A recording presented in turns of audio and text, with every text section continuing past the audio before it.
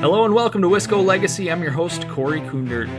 On Wisco Legacy, I talk to interesting, inspiring, and successful people from the great state of Wisconsin and hear all about their journey. You can find me on all the podcast platforms. I also have a video version of each podcast on YouTube. You can follow me along on Facebook, Twitter, Instagram, and LinkedIn. And I also have a website, wiscolegacy.com. Please like, subscribe, rate, and review the podcast wherever you listen to podcasts. This is Ricky DeNure, and I survived COVID-19, and this is my Wisco Legacy. Welcome to Wisco Legacy. I'm your host, Corey Kundert. On today's episode, we have Ricky DeNure. Ricky survived COVID-19. He had a really tough battle with it, so we're going to talk about that. We're also going to talk about growing up in rural Wisconsin. Ricky grew up in South Wayne, Wisconsin here, so I'm going to talk about that, and he's very involved in the community as well. So we want to talk all about that. Ricky was actually my very first baseball coach. So, that's right. That's how me and Corey got to know each other. Yeah, he was my little second baseman. Oh, he was yeah. a real little guy at one time. Yep, the old Browntown Bulldogs. Yeah, the Browntown Bulldogs. Yeah, A couple blast. years. Oh yeah. All right, Ricky. So you grew up in South Wayne. You grew up on a dairy farm. What was it like growing up in South Wayne? And talk about farming as a kid. It was. I guess that's where we learned to have good work ethic on a farm like that, and family together. Sat down for dinners every day, as a family, and supper, and get out there, get your hands dirty. Dad taught us hard work. My mom taught us hard work, and it was just what farm life is in Wisconsin. Yeah. So I wouldn't give it away for nothing. It was like the best experience you can have as a kid growing up on a farm. You hear that a lot from a lot of farm kids. They wouldn't take that experience for granted at all. Right. I mean, nowadays, like when people interview you for a job, if you tell them you worked on a farm, that's like a big thing, For sure. So what were you like as a kid? Were you into sports? Were you mainly farming? Yeah, sports. Watched a lot of Packers and Brewer games when I was a kid too. In fact, we get together with my cousins to unload hay, bales of hay. In between loads of hay, we'd play ball. We'd play football and baseball. You think we'd be wore out, but we'd play it. It was crazy times. Oh yeah, that's small town Wisconsin right there. And of course, we joined the little league team in South Wayne, and you played against all your friends. Back then, South Wayne was big enough; they had their own league just within the own school. Oh wow! School system. So, yeah. Yeah. Awesome. So you've been really involved in the community. Blackhawk, which is the school for South Wayne, in Albany over the years. What got you involved in those communities and in the sports there? Well, I went to school in South Wayne, and one night I went to a volleyball game, and they got tired of the high school kids not paying attention to the line judging, so they were going to maybe start having adults do it. So Coach Mortimer at the time was there, and he just asked me, he says, "Rick, you want to try it?" And like, yeah, I'll try it. Well, that was 16 years ago. So I've been line judging volleyball for 16 years between Blackhawk and Albany. And then Awesome. when I eventually got to Albany 7 years ago, they were looking for somebody to run the score clock for basketball too. So I've been doing that the last 7. And it just fate that I just happened to be at the games, and they just come up and asked me to do it. And so I had connections. I went to school in South Wayne, and I was a custodian there for 10 years too, prior to working there as a line judge. But yeah, just small town, know everybody, and that's what gets you in. Yep. Yeah, in those communities you have you make those connections, and a lot of the small town communities, you have a lot of people that go to the games and support the programs. So that's awesome to see. Yeah, I mean, I like the camaraderie with the fans, and like the kids behind me when I'm line judging. They're like giving me a little bit of crap on my calls and stuff, but it's all fun. Oh yeah. I'll just say, okay, I'll make up for the next one. I'll call for you guys. Just joke around. There you go. So outside of your day job, you're a well-known DJ in the area. What got you into that? Been into music my whole life since since records were invented, I think. My sister Renita had 45 records. I don't know if you know what that is, but she had a ton of them, and wasn't much to do when you were a kid on the farm besides go out and play with the toy tractors. Well, my sisters had a record player, so I'd sit there and just listen to records all day, and I just loved it. And my mom liked some of the old country, and my sisters liked the 60s and 70s, and I grew up with the 80s music, and there ain't nothing, no genre of music I don't like. Yeah. It's all good. And it's something everybody has in common, whether you're black or white, Republican, Democrat, COVID, non-COVID, mask, unmasked. Everybody likes music. It's something everybody has in common, and it brings people together. You kind of forget about troubles in the world. And I feel like I'm helping out people by playing their song for them. Yeah, for sure. I know you do a lot of weddings and events around the Greene and Lafayette County areas. So you've definitely I've been to plenty of events where you're spinning, and it's always fun. Yeah, I like to sit back and just try to figure out what people like. I'll look at their age and if they start tapping their toe to a certain song, I know what they like. I mix it up. I make sure I play for everybody. That's always been my key for DJing, is play something for everybody, not just a certain group. Yeah, that's awesome. All right, so we're going to talk about your COVID-19 journey. You were in the hospital for 96 days. You were in a coma for 6 weeks, I believe. 6 weeks, yeah. So I want to start at the beginning of this. When did you first start getting symptoms?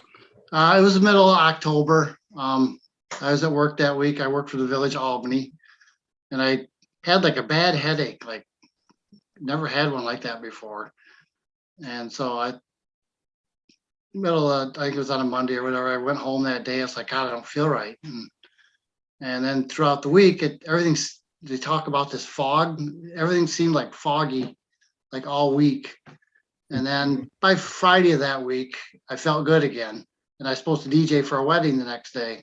So I was going to go set up for this wedding that Friday. Well, as I was setting up, I started getting the headache bad again, and I felt a little warm or whatever. But then by 4:00 that afternoon, I thought, okay, I feel good again.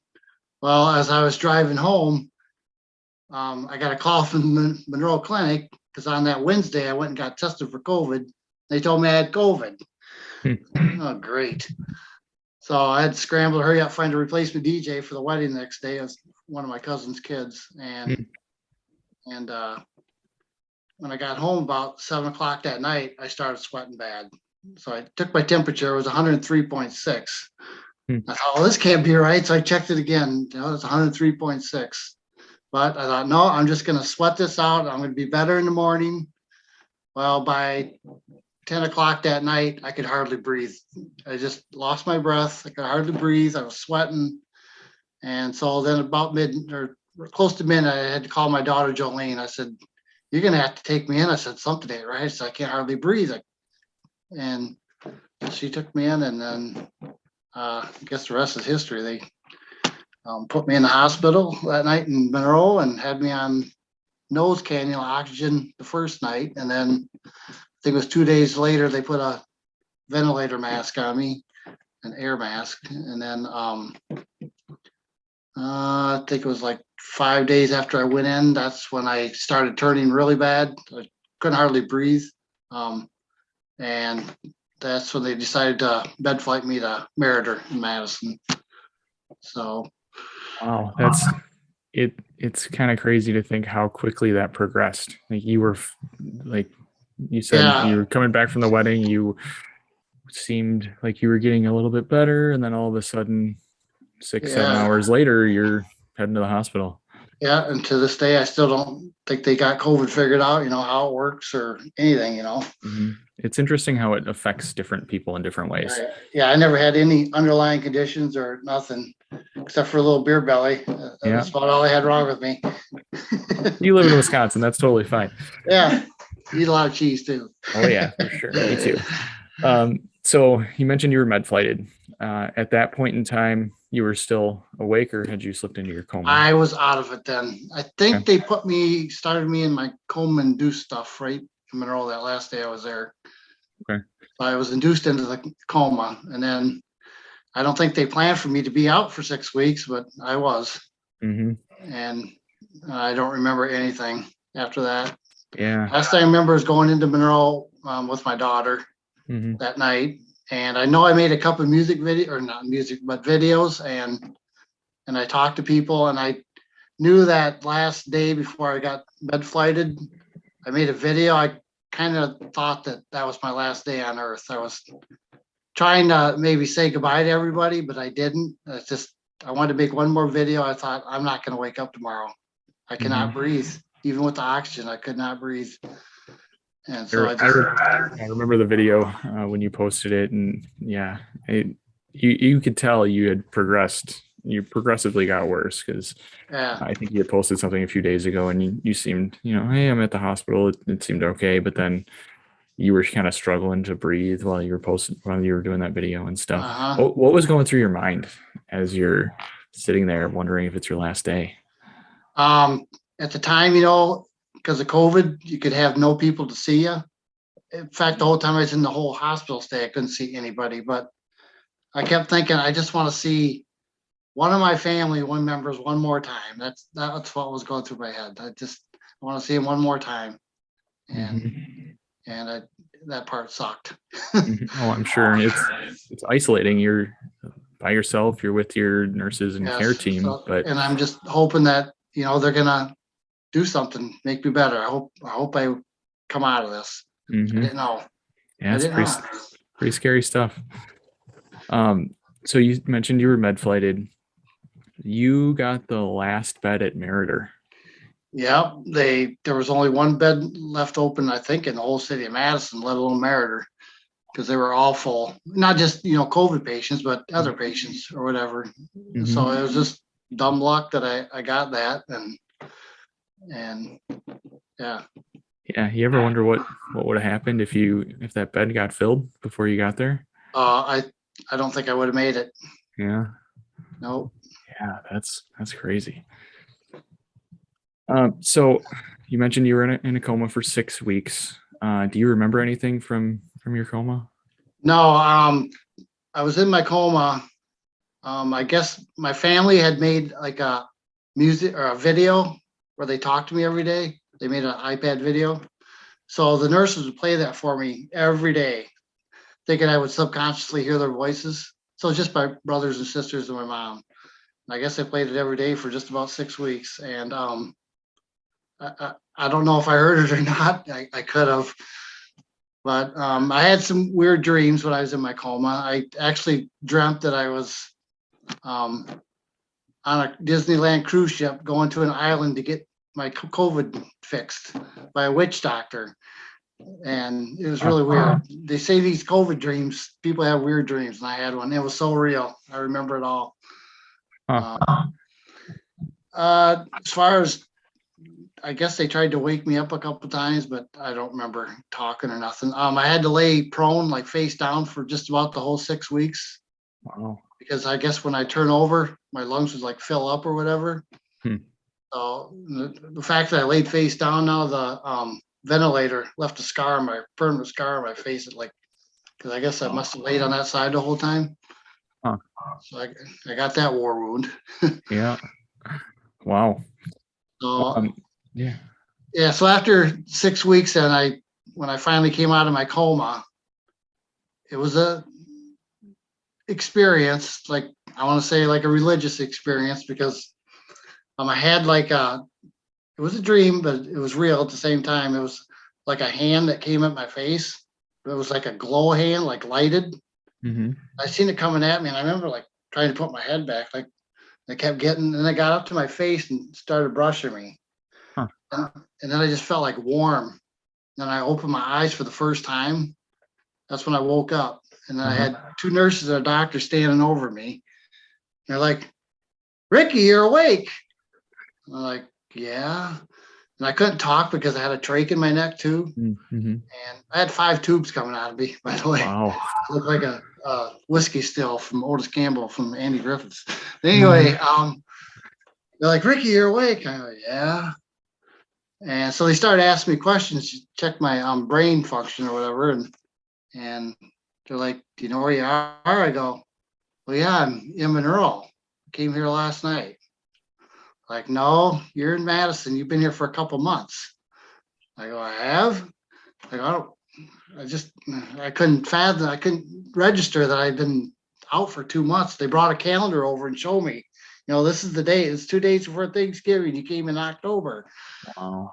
And so the next question was, do you know why you came in here? I go, well, COVID. I'm like, okay. Well, what's your favorite team? I go, Green Bay Packers. They looked at each other. He's all right. He's got his functions. He's got his brain. I do Yeah. remember that distinctly. Yeah. No, So, that had to be wild to come out of that, and like yeah. you had all that time had passed and you had no idea. You No, couldn't imagine. no, people were being devastated and I was sleeping all the time. Yeah. Yeah. Um, I mean, there were so many people reaching out and posting stuff on Facebook about you. Your family was sharing updates throughout this whole process, and yeah, you had no idea what was going on. nope. Yeah, people told me later now how worried and sick they were about me. And it's like they were talking about somebody else that didn't register. Mm-hmm. But Yeah. later on, once I figured out I couldn't walk or do anything anymore for a while, then it kicked in like, oh yeah, I guess I am sick. Yeah. Yeah. So how long from the time you woke up till you were starting to breathe on your own? Quite a while. Yeah, I was on oxygen for another let's see, I was in there for a month and a half. So about another month and a half on oxygen yet. Yep. Okay. I had a trach in my neck for a while too. I think I come out in December too. Okay. That was tough because you hardly talk. So, Right. yeah. And you're a guy that loves to talk and chat and Oh yeah, I'm a social guy. Yeah, oh no yeah. doubt. So yeah, that sucked when I couldn't see or talk to anybody and do anything. I had the nurses to talk to, and I had them cracking up quite a bit. Of course, I can only imagine. like I said, I was into music. So one of my friends had got me a boombox, and I could play Bluetooth phone off onto the speaker, and then the nurses would come in and actually start dancing in the room, and because I was the only one that had music in the whole hospital. Nice. You were lifting their spirits too, because they Yes. I did. Go ahead. Yeah, I did see the nurses go through a lot of stuff when they're in there. They lost a lot of patients when I was in there, and they'd come into the room. Like I said at the beginning of the shift, they were all happy and nice to see you. And after 12-hour shift, they're dragging. Mm-hmm. A lot of respect. It's an emotional toll for them to go through and see patients that are near death and experience death like that. I couldn't imagine going through that day in and day out. Yeah. And they were like I said, you could get no visitors in there. They were like the last people to see whoever passed away, be with them. Mm-hmm. Mm-hmm. Yeah. So they go from a room where somebody may have just died to your room or somebody else's room where they're trying to either pick somebody up, and they're their only real source of communication for these people. So it's a lot to manage for sure. Right. So you were in the hospital until, I'm using my cheat sheet over here too, basically the end of 2020. You moved over to a rehab facility, correct? Yeah. Yep, that's right. Learned stand up was the first thing I had to learn to do, is even stand up again. And then I had to learn to lift my arms up. I could only lift one at a time. I was so determined to get out of there that I was actually over exercising, and I actually tore a rotator cuff muscle in one of my arms I was lifting weights with anything I could find in the room. I was determined to get out of that hospital and not be like that. But yeah, I Mhm. got to rehab, and you see a lot of different people that are in there for different reasons. Car accident, or a guy lost his leg, or diabetes, or whatever. People are all in the same boat, and Mhm. they were all struggling and all wanting to get better. And those nurses got their hands full there too, because they got a lot of work to do. It's Absolutely. it's all more mental than it's physical, that's for sure. Mhm. It was hard, very hard work. Like the hardest thing I ever to do. I said I related to my freshman year of football practice, the first time when they make you sore that you can't get out of bed the next day. That's how I felt. Like every day there, it's like hurt. But I like no, I gotta keep going. I don't want to spend my life in here. No. Yeah, like you said, you kind of had to relearn how to walk and like build back your muscles. Yeah. I'm sure there was a lot of atrophy or whatever Yeah. from Yeah. laying in bed and whatnot. Yeah. When you lay that long, everything shuts down. I had to actually swallow. I had to build up my swallow muscles, Hmm. and I still got a little bit of neuropathy in my feet yet, like a little numbness, tingling in the bottom of my feet, and my thigh muscles and part of my lip is a little numb yet. Huh. But they can't. Doctors can't tell me if that's going to come back or not because they just don't know. Right. But So you were in the rehab facility for a couple of almost a month, I think, based on my cheat sheet here. Um, what was it like getting that green wristband and saying you can take care of yourself? that was the best thing ever. It's like, it's to me, it's like degrading because to get to the bathroom, I couldn't do that for anything. When I was able to start doing that, I felt like, yes, I'm independent now. I can get to the bathroom. It's like a big deal. And so when I got my green wrist that I could actually kind of take care of myself, that was like, I knew I was going to be coming home soon then. Um, I went from one um, thing that I might end up at Pleasant View Nursing Home the rest of my life to now I'm get to go home and hopefully things get better than they have. That's good to hear. So you recently passed the 1 year mark of having COVID. It Yeah, was a couple of weeks ago. You back to DJing now? I'm back partially. Yep, I'm limit myself to one or twice a month right now. But now I got the itch. I'm ready to go back full. Next year I'll be back to me again. Yeah, we'll Yeah, have to find some events where you're at and head over there. yeah. You back to work and whatnot? I went back to work in June. I got home from the hospital in January. So yeah, I went back in June. Started out at light duty that only lasted like 4 weeks. Now I'm pretty much back doing everything I did before. Awesome. Yeah, it Keeping feels good. That I need to get back mentally. As much as people want to stay home and not do nothing nowadays, that's not me. hmm I like a little bit of Netflix, but not a lot. right. It's tough. I work at home, and so for me, like I need to get out sometimes too. Like even just to go to the Yeah, grocery store, yeah, it's mentally wearing just sitting at home and yeah. whatnot. So glad you're able to get back and Oh yeah. uh, keep those streets up in Albany Yes. maintained and whatnot. So what did before you had COVID? What were your thoughts around COVID? Is it you didn't worry about it, or you're kind of worried about it? What was your Yeah, I knew it perspective on it was before? there, but I didn't worry about it. I didn't watch the news a lot about it. I, I guess I seen it on there, but I didn't. No, I guess I didn't really worry about it. I just thought, okay, hmm it's just a. I thought it was like the flu or something. I did. Yeah. You hear all these conspiracy theories, and you don't know what's true and what's not true, and I just didn't want to get wrapped up in that. It's hmm concentrate on where I'm working and DJing and having a Yep. couple of beers. Yep. Right. I'm sure your perspective changed a little bit after going through all this. Yeah, yeah, it has. I'd say the biggest thing is, um, first famous philosopher once said, "God, family, and the Green Bay Packers." Vince But Lombardi. yeah, yeah, yeah. Um, I guess I learned that family is everything. Your friends are everything, but mainly that I guess there is a higher power out there. I really believe that religion had a lot to do with it. didn't know about the power of prayer until you're on the other end of it.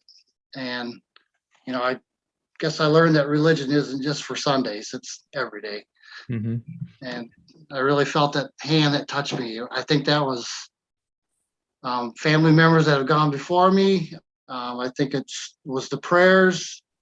I don't know, just more God in my life. Yeah.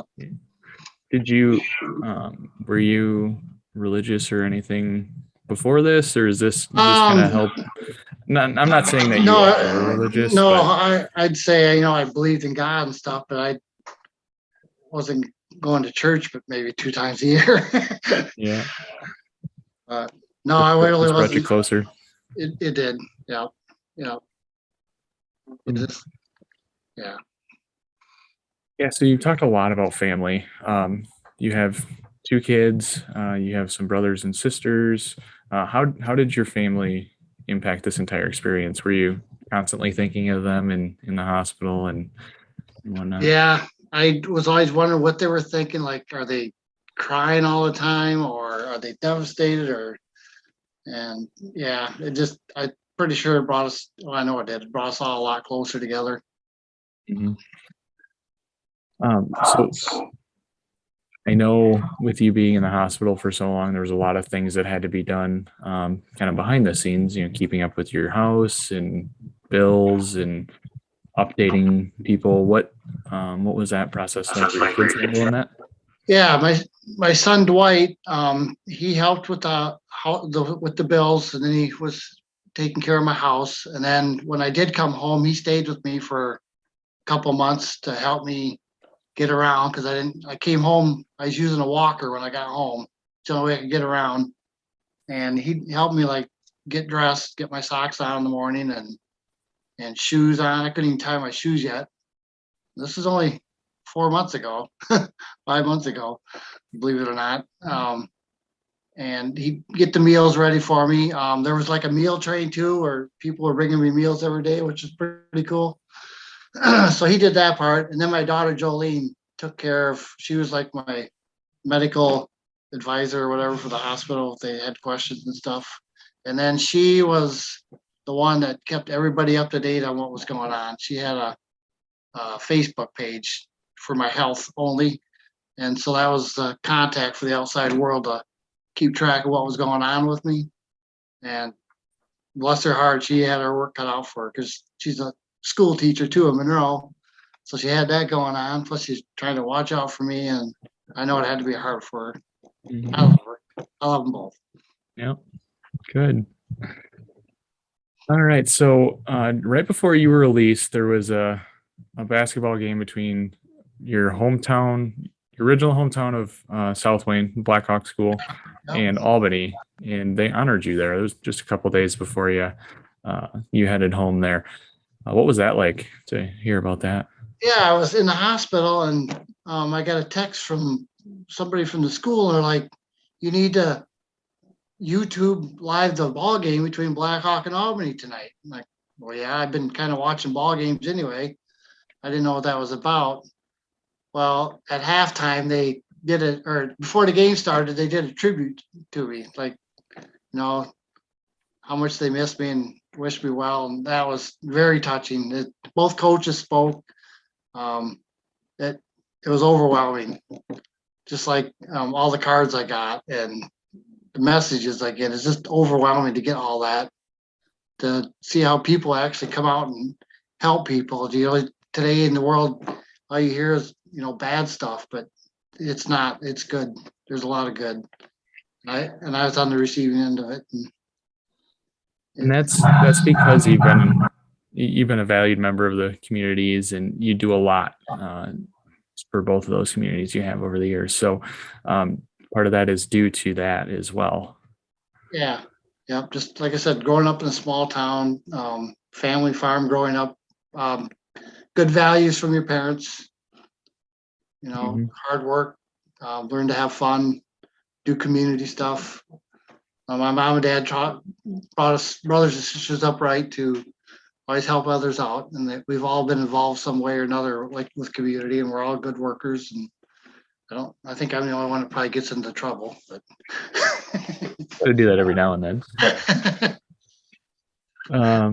So when you came home, there was a line of cars through Albany, kind of getting you home. What was that experience like? Was that overwhelming? Was it Yeah, so emotional? I had a surprise homecoming. The day I came home, it was like 13 degrees outside, and sitting there with my daughter and son, and all of a sudden they're like, my daughter gets a phone call. I'm like, oh, whatever. All of a sudden she's like, we got to go outside. I go, what? We got to go outside. You got to sit in the front porch. Like, it's cold out. I got a pair of shorts on, a t-shirt. So we had to hurry up and go out there, and I just threw a blanket over me. And all of a sudden, all these cars come by with signs, get well, Ricky, and we miss you and love you. I couldn't believe it. It was the fire department, police department, the village department, and family and people from town honking their horns. And that was another very warm, inspiring day.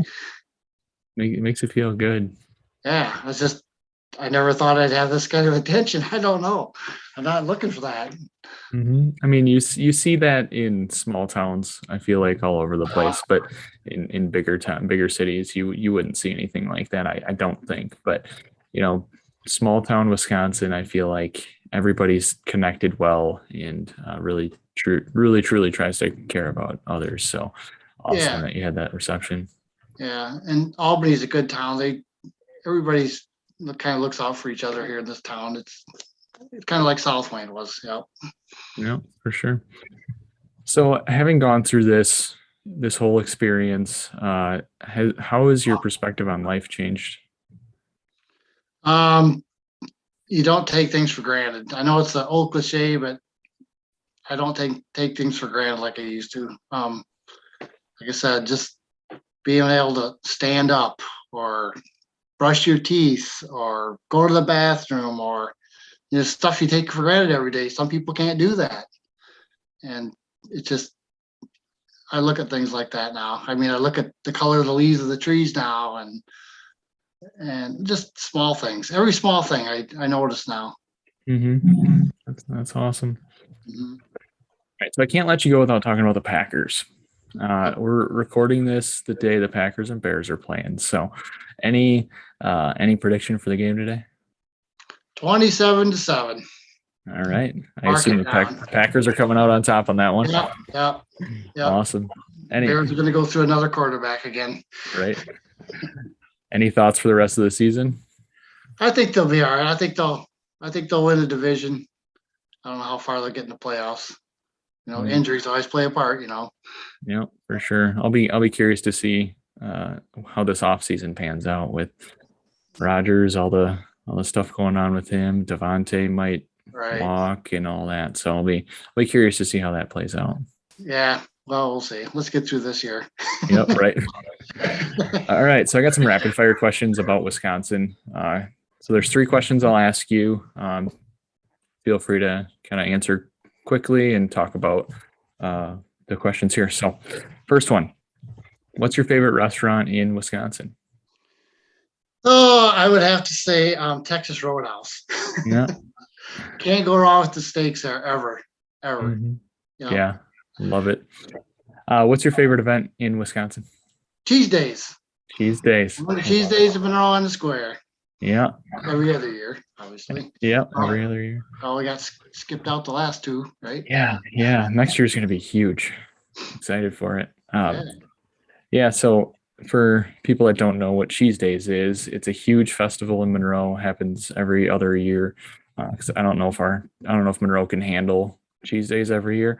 There's like 100,000 people that come into town, and there's a whole bunch of cheese related things. There's music. It's just a blast. So yeah. Last question here. Last rapid fire question. What's your favorite place, or where's your favorite place to hang out in Wisconsin? You got a favorite place to chill? Not really. I just go all over. I like to go to sports bars, concerts. I'm a big concert goer. I go to a lot of like big concerts. I just went and seen Luke Bryan last month. And I got up to the stage, got to shake his hand. I love my 80s music, so any chance I can go see an old 80s band concert, I'll go to that too. But yeah, there's no particular place. I just go all over. Yeah. Trust me.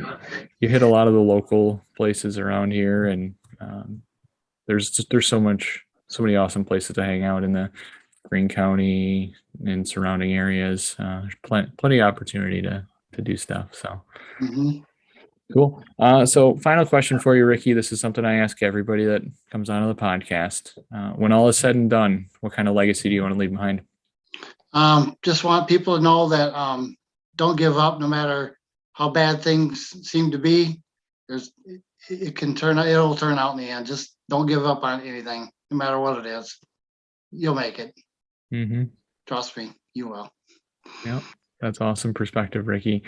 I appreciate you coming on here and talking through your journey. I mean, from your small town roots to the community involvement that you're in, your COVID journey is inspiring, to say the least. To be able to go through that and come out ahead of it, and I know there's still some effects from it, but you have a really unique perspective on life now, having gone through that. So, yeah, thanks for hopping on Wisco Legacy, Ricky. Yeah, thanks, Corey.